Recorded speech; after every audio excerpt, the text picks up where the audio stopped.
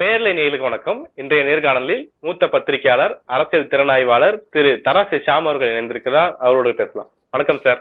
சந்தோஷ், வணக்கம். மேற்கு வங்க சின்னரை பத்தி குறிப்பிட்டிருந்தீங்க சார். அதுல பார்க்கும்போது இப்போ திரௌபதி முர்மு அவர்கள் ஒரு நிகழ்ச்சி கலந்து போகும்போது என்னை யாருமே பார்க்கல, முதலமைச்சர் வரவேற்கல, இடத்தை மாத்தி கொடுத்துட்டாங்க, அந்த இடம் பெருசா இருந்திருக்கும், இங்க ரொம்ப குறுகலா இருக்கு, மக்கள் கலந்துக்க முடியாதபடி ஆச்சு அப்படின்னு சொல்லி பழங்குடியின சமூகத்தை குறிப்பிட்டும் பேசுறாங்க. இங்க பழங்குடிய சமூகத்துல இருக்காங்க, அவங்க கலந்து கொள்ள முடியாதபடி ஆயிடுச்சு அப்படின்னு சொல்லி இதை எடுத்துட்டு மோடி அவர்கள் அந்த பதவியை நீங்க அவமதிச்சிட்டீங்க அப்படின்னு சொல்லி மம்தா பானர்ஜி அவர்களை கண்டனம் தெரிவிச்சிருக்காரு. இதற்கு பதிலடி தரும் விதமாக மம்தா பானர்ஜி அவர்கள், நீங்க மணிப்பூர்ல பழங்குடிய பெண்மணியை பாதிக்கப்படும் போது நீங்க எங்க இருந்தீங்க அப்படின்னு சொல்லி கேட்கறாங்க.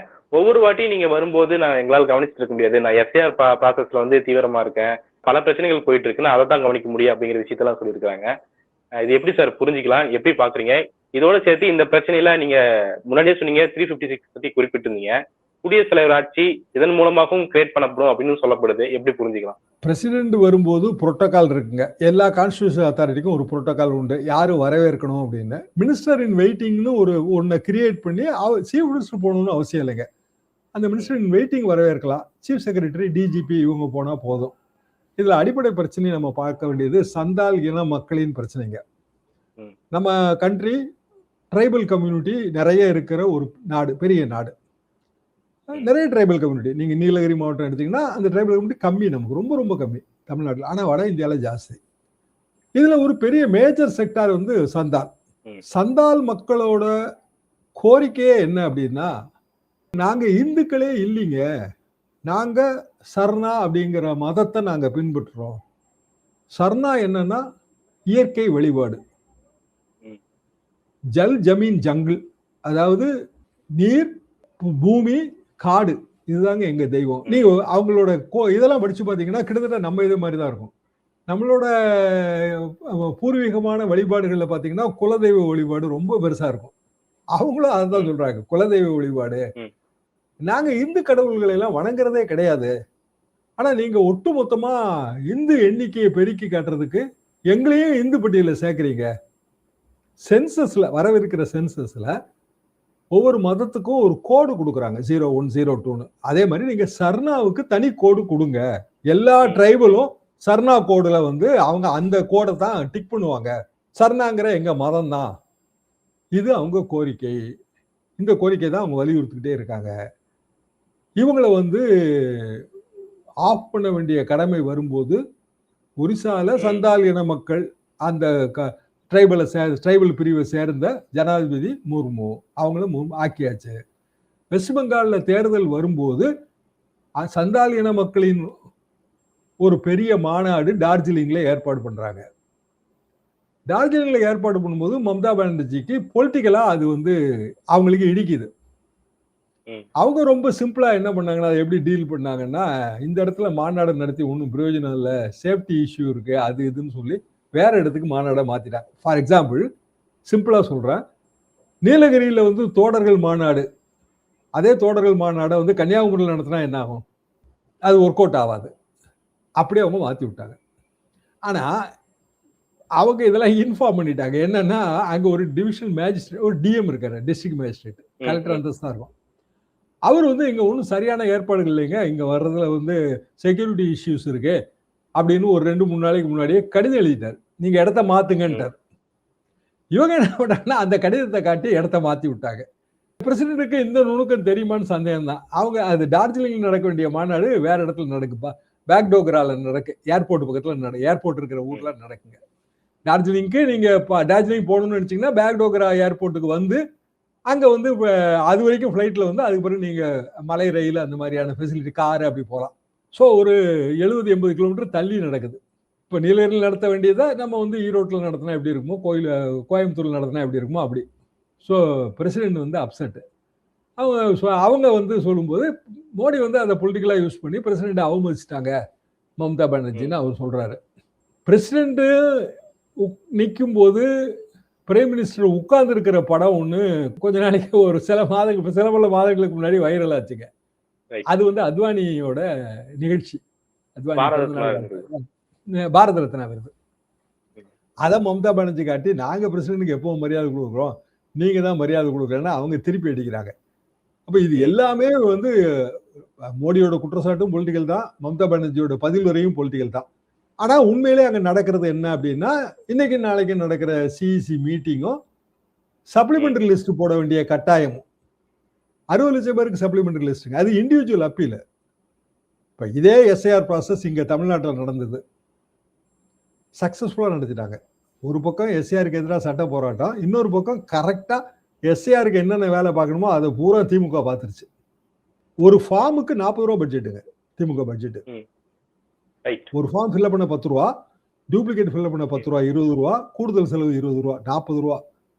1000 ஓட்டு கொண்ட ஒரு பூத்துல 40,000 rupees பட்ஜெட். அவ்வளவு கரெக்டா பிளான் பண்ணி அவங்க வந்து இங்க இருக்கிற எஸ்ஐஆர்ல உண்மையிலே நம்ம விடுபட்ட பட்டியல் எடுத்து பார்த்தா 75 to 80% டெட்டு, கொஞ்சம் வந்து ஷிஃப்டிங். இதை தாண்டி நமக்கு வந்து நிஜ வாக்காளர்கள் விடுபடலை. எஸ்ஐஆர் ப்ராசஸ் நடந்து முடிஞ்ச பிறகு சிஇசியே வந்து தமிழ்நாட்டில் தாங்க ஜனநாயகம் தலை தோங்குதுன்னு சொல்லிட்டு போயிட்டாரு. அங்க என்ன ப்ராப்ளம்னா 60 லட்சம் பேர் இருக்காங்க, வாக்காளர்களா இருந்தவங்க இப்பவும் இருக்கிறாங்க வெஸ்ட் பெங்கால்ல. அவங்க பேரை இவங்க விட்டுட்டாங்க. ஸோ இண்டிவிஜுவல் அப்பீல் போனோம்னு சுப்ரீம் கோர்ட்டு நீ ஜட்ஜை வச்சு அப்பீல் பண்ணி அப்பீல விசாரிச்சு முடிங்கன்ட்டாங்க. அங்க லோக்கல் ஜட்ஜ் நம்பர் பத்தலை. ஒரு மாநிலத்தில் இருக்கிற லோக்கல் ஜட்ஜஸோட நம்பர் ரொம்ப கம்மி. அதனால பக்கத்து மாநிலத்துல இருந்தெல்லாம் ஜட்ஜு கொண்டு வந்தா அவங்களுக்கு லாங்குவேஜ் இஷ்யூ இருக்கு. ஒவ்வொரு அப்பீலையும் விசாரிக்கணுங்க இண்டிவிஜுவலா, பல்கா டிசைட் பண்ண முடியாது. அப்படின்னா எவ்வளவு நாள் ஆகும்னே தெரியும். முதல்ல இனிஷியல் எஸ்டிமேட் என்னன்னா இதெல்லாம் 3 மாசம் 4 மாசம் ஆகுங்கன்ட்டாங்க. அப்போ பிராக்டிக்கலா இது முடியுமா முடியாதாங்கிற குழப்பம் அப்படியே இருக்கு. முடியலைன்னா என்ன பண்ண முடியலைன்னா வெஸ்ட் பெங்கால் கவர்மெண்டோட ஆயுள் காலம் மே மாதம் முதல் வாரம் முடிஞ்சு போயிடும். அதுக்குள்ள தேர்தல் நடத்தி புது கவர்மெண்ட் வரணும். புது கவர்மெண்ட் வர்றதுக்கான வாய்ப்பு இல்லை. மம்தா பானர்ஜி அவங்களுக்கு சில டிஸ்அட்வான்டேஜ் இருக்கு. அவங்க 3 வாட்டி முதலமைச்சராக இருந்திருக்காங்க, அந்த ஆன்டி இன்கம்பன்சி இருக்கும். ஆனா அட்வான்டேஜ் என்னன்னா எல்லா எதிர்கட்சி ஓட்டும் பிளவுபட்டு. பிஜேபிக்கான கனவு என்னன்னா அவங்க கிட்ட கிட்டத்தட்ட 70 எம்எல்ஏ இருக்காங்க எதிர்கட்சி. ஸோ அவங்க வந்து ஆட்சிக்கு வரணும்னு நினைக்கிறாங்க. அப்போ பிரசிடென்டோட இந்த விஷயம் இந்த வருகையும் சந்தால் கூட்டத்தையும் அவங்க அதுக்கு பயன்படுத்த பாக்குறாங்க. மம்தா பானர்ஜி அதை வந்து அவங்களோட பாலிடிக்ஸ்க்கு பயன்படுத்துறாங்க. ஒட்டுமொத்தத்துல எந்த இடத்துல நமக்கு சந்தேகம் வந்துச்சுன்னா இதெல்லாம் நடந்துகிட்டு இருக்கும் போதே ரவியை வந்து இங்க இருந்து அங்க தூக்குறாங்க. வெஸ்ட் பெங்கால்ல நடக்கிற நிகழ்வுகளை பார்த்தோம்னா அங்க ஏதாவது இப்ப நம்ம ஆளு போயிருக்காரு, RN ரவி அங்க போயிருக்கிறாரு. இன்னைக்கும் நாளைக்கும் அங்க தலைமை தேர்தல் கமிஷனரோட ஆய்வு கூட்டம் நடக்குது. மம்தா பானர்ஜி வந்து எஸ்ஐஆரோட ப்ராசஸை எதிர்த்து சிட்டின் ஸ்ட்ரைக் பண்ணிட்டு இருக்காங்க. அது தொடர்ந்து நடந்துகிட்டே இருக்கு. 60 லட்சம் பேரை காணும். அவங்களுக்கு வந்து சப்ளிமெண்டரி லிஸ்ட் போடணும். எல்லா பக்கத்து மாநில எல்லா ஜட்ஜும் சேர்ந்து அதுல உட்கார்ந்துருக்காங்க. ஆனாலும் ஒரு லிஸ்ட் கூட இன்னும் போட முடியல. இப்ப நாளைக்கு சிஇசி கூட்டம் முடிஞ்சுன்னா 13ஆம் தேதி 14ஆம் தேதி நமக்கு தேர்தல் அனௌன்ஸ் பண்ணணுங்க. 3 நாள் தான் இருக்கு. அதுக்குள்ள ஒரு சப்ளிமெண்டரி லிஸ்ட் 3 இல்லைன்னா 4 லிஸ்ட் போட வேண்டியது வரும். அதுக்குள்ள அது முடியுமான சந்தேகமா தான் இருக்கு. அப்ப அதை தவிர்த்துட்டு போட்டா மம்தா பானர்ஜி ரொம்ப அப்ஜெக்ட் பண்ணுவாங்க. அப்போ கடினமான நடவடிக்கையை மத்திய அரசு எடுக்கணும். இப்போ 356 கொண்டு வரணும். ஏன்னா வெஸ்ட் பெங்கால் தேர்தலை உள்ள சேர்த்தீங்கன்னா அது 7 கட்டம் 8 கட்டம். மே மாதம் ஃபர்ஸ்ட் வீக் வெஸ்ட் பெங்கால்ல புது கவர்மெண்ட் வந்தாகணும். அப்போ எப்படி முடிக்க முடியும்? தேர்தலை எப்படி முடிப்பீங்க நீங்க? சப்போஸ் மார்ச் மாசம் கடைசி வாரம் தான் தேர்தல் அறிவிப்பானுன்னா எப்படி முடிக்க முடியும் வெஸ்ட் பெங்கால்ல? அப்ப ஏதோ ஒரு கடினமான முடிவு நோக்கி போகுது. அதனாலதான் இவரை கொண்டு போறாங்க. இவர் தான் நீட் நேரத்துல கையெழுத்து போடுவாரு. எஜமான விசுவாசம் ஜாஸ்தி. அமித்ஷா என்ன சொன்னாலும் கேட்டுக்குவாரு. நம்ம ஒரு கவர்னர் அப்படிங்கிற அந்த கான்ஸ்டிடியூஷனல் உணர்வே இல்லாத ஒருவர்னு பாத்தீங்கன்னா அது RN ரவி தான். அவரா இங்க இருந்து அங்க தூக்கி இருக்காங்க. அப்போ பிஜேபி இங்க ஜெயிக்கணும்னு நினைச்சா ரவி வந்து யூஸ்ஃபுல்லா இருப்பாரு. அவர் தூக்குறதுல என்ன பயன் இருக்கு? ஒரு ஊழல் பட்டியலை வாங்கிட்டு ஒரு தேர்தல் நேரத்துல ஒரு சாங்ஷன் ஆர்டர் கொடுத்து விட்டாருன்னா, இப்போ எத்தனையோ அமைச்சர்கள் பிரச்சனையில் இருக்காங்க. இப்போ நேரு இருக்காரு, பிரச்சனையில் இருக்கு. நேருக்கு எதிராக ஒரு ஊழல் பட்டியலை வாங்கிட்டு பிஜேபிட்டே இருந்தே வாங்கிட்டு ஒரு சாங்ஷன் ஆர்டர் கொடுத்து விட்டா என்ன ஆகுறது? ஏன்னா ஏற்கனவே இருக்குல்ல, கவர்னர் மாளிகையிலேயே கோப்பு இருக்க. 1/4/1995 சென்னாரெட்டி சாங்ஷன் கொடுத்தது கோப்பு இருக்கு, எடுத்து பார்க்க வேண்டியதான். அப்படியான ஒரு முக்கியமான ஸ்ட்ராட்டஜிக்கா இருக்கிற தமிழ்நாடு கவர்னரை அவசரமா மாத்தி அங்க கொண்டு போக வேண்டிய அவசியம் என்னங்கிற சந்தேகத்துலதான் வெஸ்ட் பெங்கால்ல வந்து 356 யூஸ் பண்ணிடுவாங்களோ அப்படிங்கிற எண்ணம் இருக்கு. மமதா வந்து அது அட்வான்டேஜ்னு கூட நினைப்பாங்க. ஏன்னா அதுவே அவங்களுக்கு தனி அனுதாபத்தை தேடி தந்துரும். எப்படினாலும் ரைட் நீங்க 3 ரைட். மாசம் 4 மாசம் கழிச்சு தேர்தல் வச்சுதானே ஆகணும். ஆக்ஷன் எடுக்கலாம். அப்ப இந்த ஆன்டி இன்குமென்சி வேற உடைஞ்சு போயிருமே. ம். கண்டினியூஸா இருக்கும்போது ஆன்டி இன்குமென்சி இருக்குங்க. நடுவுல ஒரு கேப் விழுந்துச்சுன்னா ஆன்டி இன்குமென்சி உடைஞ்சு போயிடும். கண்டிப்பா. தமிழ்நாட்டுக்கு அது அட்வான்டேஜ் தான். என்னன்னா பாருங்க ஜனநாயக விரோதமா படுகொலை செஞ்சுட்டாங்க ஜனநாயகத்தையே வெஸ்ட் பெங்கால்ல அப்படின்னு இங்க பிரச்சாரம் நடக்கும். இதெல்லாம் வந்து குழப்பம்.